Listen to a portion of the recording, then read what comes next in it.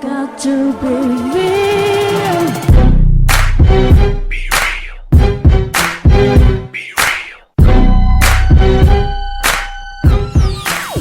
Yes, guys, what's going on? I hope everyone's okay. So, Danny Swift Garcia is fighting Rod Salka, and the weight that they're going to fight is a catch weight of 142 pounds.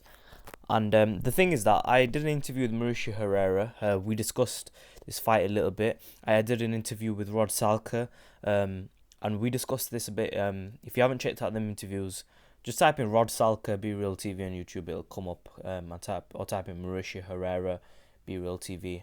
I've done 2 interviews with Herrera, so you'll get both of them. But yeah, the thing is, when I interviewed both them guys, right, I discussed various things about Danny Garcia picking Rod Salka, and I'm gonna go into this whole thing about the 142 pound issue, and I'm gonna talk a little bit about Teddy Atlas as well and what he had to say in this issue, and just my opinion generally on this opponent of Rod Salka that Danny Garcia has picked, and the 142 pound catch weight. Now, first of all, the 142 pound catch weight, I think it is ridiculous. I think that in an era today of boxing, and this whole thing is about eras of boxing, okay?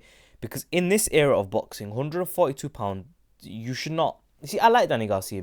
I think he's a good fighter. The thing is that the problem is there is no excuse for fighting 142 pounds, because, and this isn't a knock on Danny. I'm just saying, yeah, that 140 pounds, 147 pounds.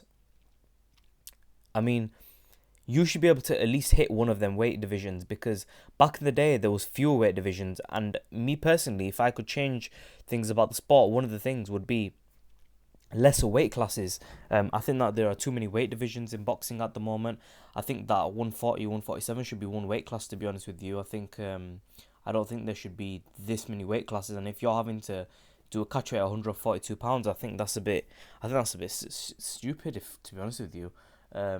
I think that there needs to be few weight classes, and fighters now want to, just because they want to eat a little bit, and this isn't Danny I'm talking about, because Danny might be doing this for a totally different reason, but I'm talking about Saul Alvarez. I'm gonna name him. Now, I like Canelo. I'm a fan of Canelo. Everybody knows I'm a fan of Canelo, but I critique fighters where they need to be critiqued, and the thing is that Canelo Alvarez, he fought at catch weight at 155, and why did he fight at catch weight at 155? The true reason is, and the bottom line is because it's easier for him to make 155 than 154. That extra pound just allows him to eat that little bit extra, and it allows him to make it a little bit easier, whereas 154 he'd have to really kill himself. So I think that if that's the case, you should move up to 160 and try your skills there, but it is what it is. And I think that with this whole thing with catch weights, I think again it's just about eras of boxing, and we're in an era today where they're making it too easy on the fighters in a way. And I think that, don't get me wrong, right, fighters live a tough life, and it's difficult to be a boxer. But I think this whole weight issue, I'm a fan of the old school boxing. I'm a fan of old school, and I just think that catch weight's not a fan of it, really. I think sometimes it can be okay if you're going to get 2 fighters and put them in a ring, but I mean, Danny Garcia clearly is using that catch weight because I think he wants to move up to 147, so it's going to give him an indication of the catch weight. I mean, it's similar to Amir Khan, who fought 143 pounds against Julio Diaz. He was trying to move up to 147. I'm not a fan of this. I'm not knocking Danny on it. I'm just saying I'm not a fan of fighting at catch weights, and I don't think that it's a laughable issue about Danny Garcia not fighting at 142 because he can't make 140. I think he could make 140. I think he's made it, and I think he can make it again. But is he going to look better at 142? Let's see. But I think you should pick a weight class, 140 or 147. Which one are you? So, and build yourself to 147 if you're not a 147 fighter already. So, that's that. Now let's go into this, right? I read a tweet. I'm not going to say who tweeted it, but I read a tweet that Danny Garcia's faced some young hungry lions, and he was the underdog, and he overcame them. Has everyone forgotten? And I think it's a real interesting tweet, this, because it's defending Danny Garcia in a way. And you see, the thing is with boxing analysts or reporters or anybody in the YouTube community or Teddy Atlas or whoever it may be, right? you've got to look what is their interest when they're talking about something. Is, are they talking positively about them because of a certain reason? And that's the first thing you have to ask yourself. And then secondly, the thing you have to question is what the person saying actually correct and true, and or is it just that they haven't been following boxing long enough to understand what loyal boxing fans will. Now, the thing is, right, I'm gonna shout out a few channels here: Enter the Arena US, Eagles World 1, and 78 Sports TV. As everyone really clearly knows, I don't like Ego. I think he's an absolute idiot. But the thing is that he understands more about boxing than reporters. Be it any reporter. I'm not just talking one. I'm just talking generally. The reason why is because he's a boxing channel where he talks about boxing. He doesn't do interviews. And there's a difference between like someone like Eli Sekbak and Ego. Now, the thing is that Ego probably knows a lot more. He definitely knows a lot more about boxing than Sekbak. But Eli Sekbak, he's a reporter. And I think that reporters, when they try to give their opinion, I think that sometimes they can get things wrong. And I'm not knocking any of the reporters. They do a good job. But boxing analysis and boxing reporting is two different fields. And I think you should respect the opinion of the boxing analysts, right? And who are the boxing analysis channels? You know what I mean? They sent to the Arena US. It's myself. It's Eagles World. It's 78 Sport TV. It's these guys. And you look at 78 Sports TV. I don't agree with a lot of the stuff he says. I don't agree with Ego with a lot of stuff he says. I don't agree with Enter the Arena. But the thing is that T Street Controversy, he talks some sense. And Ego, sometimes he talks some sense. 78 Sport TV talks some sense. Can they do reporting? I don't think they can. I don't think they can. I think reporting and talking about boxing are two different, separate things, and not everyone can do both. It's difficult. Now, I think this is where the problem comes, is because the people who are defending Danny, I don't think they're true 100% boxing fans, because if you're a true boxing fan, you understand the history of Sugar Ray Robinson. You understand how his name wasn't really Sugar Ray Robinson, that was another fighter's name, and that how he burst onto the scene and the things he did and how he went up the weight classes and how he lost against a guy who was much heavier than him because of the heat. And you understand about, what he did in the sport of boxing. You understand that you guys understand that someone like Muhammad Ali, how he overcame the odds of George Foreman. You understand the whole history behind Sonny Liston, and you guys get, because if you're a true boxing fan, you understand the history. You understand who Willie Pep was. You understand defense. You understand the difference between running, Erislandy Lara, and boxing. Do you see what I mean? Floyd Mayweather Jr., Manny Pacquiao. You see what I'm saying? And I think that it's a problem because we're struggling to find now who is a casual fan, who is a mid-range fan, and who is a dedicated boxing fan. And there's not many dedicated boxing fans. I think an example of a professional dedicating boxing fan would be, Dan Raphael. And I don't agree with a lot of stuff because everybody's got their own opinion, but the thing is that you got to listen to people who have a respectable opinion. And I think that Teddy Atlas, in my opinion, has a very respectable opinion. You have to respect the guy, what he says, because he knows boxing. And he studied boxing, and he knows the history of boxing. So you have to respect that. Whereas a casual fan who doesn't really understand and thinks Carl Froch is, the best thing since sliced bread, you can't really trust what that person's got to say. And it's not a knock on them. It's just this, that when we're looking at boxing today, how do we draw the line of whether a fight is doing good or bad? And the thing is, what Danny Garcia is doing with this 142-pound catchweight with Rod Salka, the catchweight is a little bit of an issue because, again, in history, we have to look back in history. Did fighters of old do that? They went up weight classes. They had a lot of losses.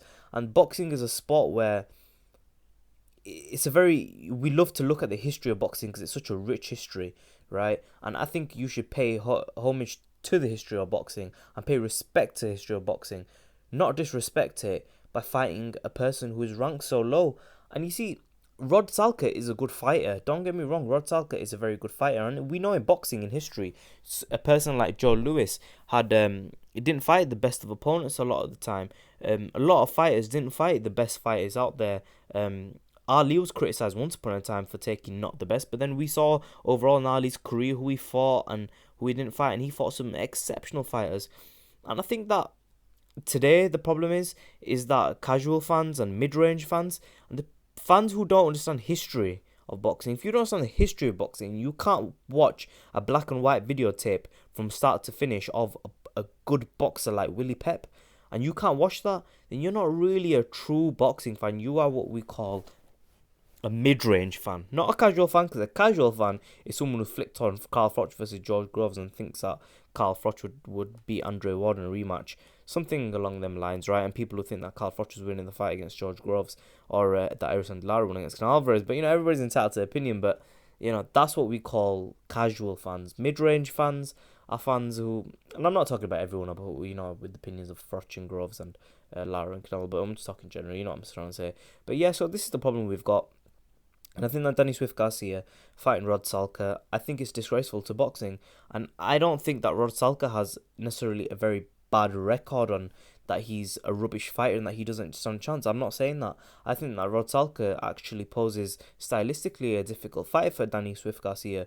But the thing isn't about Rod Salka. This thing is that Danny Garcia is picking an opponent not even ranked in the top 10. I believe he's not even ranked by the WBC and the WBA, is it? I'm not sure. But Teddy I was saying that he's not ranked by them guys and by them sanctioning his bodies or something along them lines. But the thing is that why is the world champion hand-picking a fight? Because he's clearly hand-picking. He's not taking a challenge on.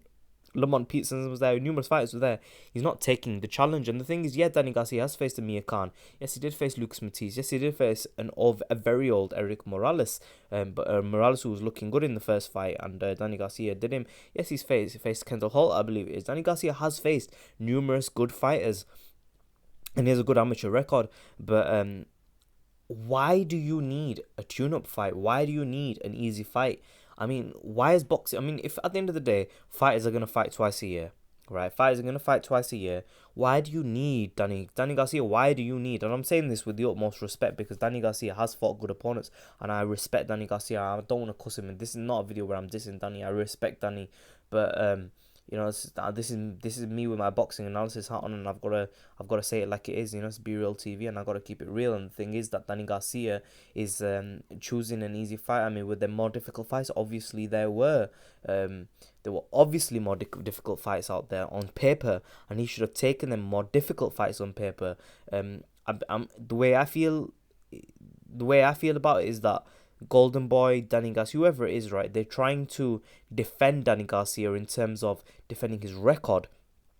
And I think the blame, who does this blame go to? Does it go to Manny Pacquiao? Does it go to, I don't know, Ruslan Provodnikov? Does it go to Lucas Matisse? Does it go to Max Maidana? Does it go to Devon Alexander? The blame goes to? It goes to Floyd Mayweather Jr. The blame falls down to Floyd Mayweather, right? It falls down to fighters like maybe arguably Gennady Golovkin, but the main guy in this is Floyd Mayweather Jr. Now, Gennady Golovkin takes some good fights, man. Floyd Mayweather Jr. takes good fights, but the thing is that they're not willing to take a high-risk fight against... Gennady Golovkin is not willing to take a high-risk fight against Andre Ward. I mean, if he is, and I've got my facts wrong, then forgive me, but the thing is that from last I checked, if that's the case, that he's not willing to fight that Andre Ward, because... why should he have to go and face a challenge like that? I think this is a bit ridiculous. I think that Manny Pacquiao is to blame as well on this. Like, recently, he's taken the Algieri fight. Why are you taking a fight where you're trying to avoid getting a loss? Because the thing is that boxing, Floyd Mayweather Jr., right, is the entrepreneur. He is the leader in creating that O and selling that O. I did a whole essay on this, right? On Floyd Mayweather Jr. And what I said was that Floyd Mayweather Jr. has built his entire career on that zero, right? And that other fighters now are trying to replicate that. But the difference is that they're not doing Julio Cesar Chavez style and going 89-0 fighting. They're doing it Floyd Mayweather Jr. style. Now, Floyd Mayweather's fought some good opponents, and he's fought very good opponents. He's fought exceptional opponents, but he hasn't fought opponents who pose. He hasn't recently fought opponents who pose a threat to him in the ring stylistically. And that's the quibble I've got with Floyd Mayweather Jr. And I feel that it's rubbed off on the younger fighters such as Danny Swift Garcia, and it's a real shame. But yeah, I just personally feel that Danny Swift Garcia and picking Rod Salka. I don't think Rod Salka is an extremely bad fighter. I just think that Danny Swift Garcia should have picked a fight who was ranked. I don't think it's right in boxing to try and take an easy fight for yourself. I think that if you're severely on a losing streak, then yeah, but I mean, Danny Garcia is still undefeated, and I think the protection of that is bad for boxing, because the protection of that and that zero, and the marketability of that zero now for casual boxing fans, they think that a zero, right, when you've lost zero fights, that's everything. And who is that down to? It's because of Mayweather Jr. Ray Robinson lost, Ali lost, the very best fighters lost. And the thing is that when a fighter loses in today's day and age, people write that person off. And this all falls down to Mayweather Jr. And I put the full 100% blame on Floyd Mayweather, because he tries his hardest not to lose that. I mean, Marcus Maidana rematch. I mean, was Keith Thurman not a more difficult fight? Was Sean Porter, Amir Khan, Manny Pacquiao, were they not more difficult stylistically fights for Floyd Mayweather Jr.? Gennady Golovkin, Andre Ward. Well, he can't fight for Ward, but you get my point, right? And Triple G's 160. But there are fights out there which were more difficult than Mayweather, and he just chose to pick the easier fight. So I feel that Danny Garcia is what we call a fighter of the new era.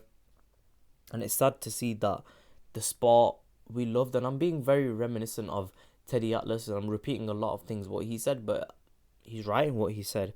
The sport wasn't like this, and the sport shouldn't be like this. The sport should be where fighters are willing to lose that zero as long as they fight the best. So that is what it is, and I personally don't like this fear in fighters of losing their and I feel that Danny Garcia is a great fighter, but this is an issue we're starting to have in boxing. And leave your comments in the section below. Subscribe as always. Danny Swift Garcia, what do you think about him picking Rod Salka? I think Rod Salka's a good fighter, and it's not a knock on him.